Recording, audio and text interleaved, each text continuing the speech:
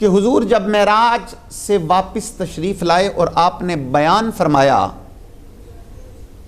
کہ میں نے اللہ رب العزت کا دیدار کیا ہے، میں رات کے مختصر سے وقت میں مسجد حرام سے مسجد اقصی گیا، پھر میں نے آسمانوں کی سیر کی، لامقام میں گیا اور میں نے اللہ رب العزت کا دیدار کیا۔ تو آپ جانتے ہیں کہ مکے کے جو کافر تھے نا، انہوں نے شور مچانا شروع کر دیا، اور ابو جہل صبح سویرے حضرت سیدنا صدیق اکبر کے دروازے پہ پہنچا، بچپن کا ساتھ تھا۔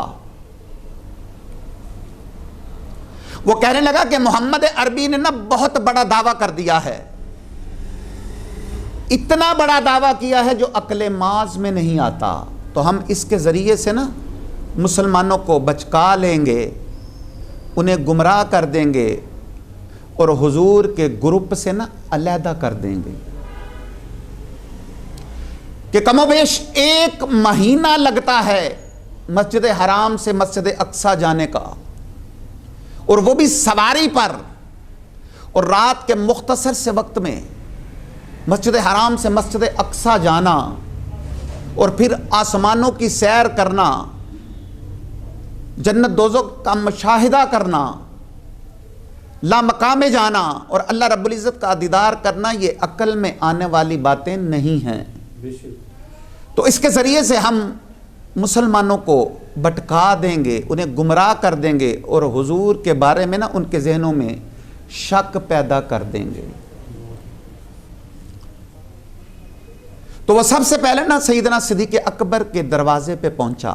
وہ جانتا تھا کہ اگر ہم نے سیدنا صدیق اکبر کو بھٹکا دیا، اگر صدیق اکبر بھٹک گئے تو اگلا کام یہ خود ہی آسان کر دیں گے۔ کیوں؟ اس لیے کہ ان کی تبلیغ کی وجہ سے نا بہت سے لوگ اسلام میں آئے ہیں۔ تو اس نے دروازے پہ دستک دی، آپ باہر آئے، فرمایا کیوں آئے ہو؟ کہنے لگا کہ اگر کوئی شخص یہ دعویٰ کرے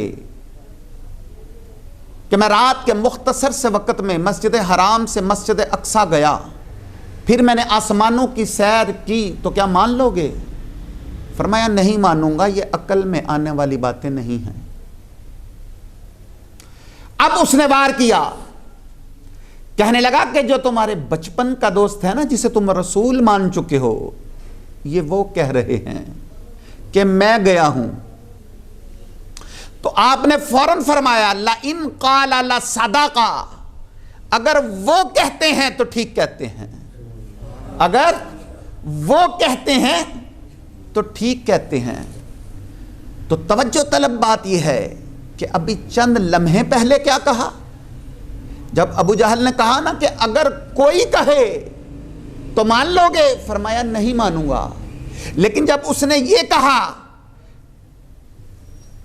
کہ وہ کہہ رہے ہیں جو تمہارے بچپن کے دوست ہیں اور جنہیں تم رسول مان چکے ہو، تو فوراً پکار اٹھے لَإِن قَالَ لَصَدَقَ، اگر وہ کہتے ہیں تو ٹھیک کہتے ہیں، اگر وہ کہتے ہیں تو ٹھیک کہتے ہیں۔ تو ابو جہل کہنے لگا ابو بکر تیری عقل کو کیا ہو گیا ہے؟ ابھی تو کہہ رہا تھا کہ اگر کوئی کہے تو نہیں مانوں گا۔ فرمایا نادان، وہ کوئی تو نہیں ہے، وہ تو میری جان ہے، وہ میرا ایمان ہے، وہ میرا رسول، اسے کہتے ہیں ماننا۔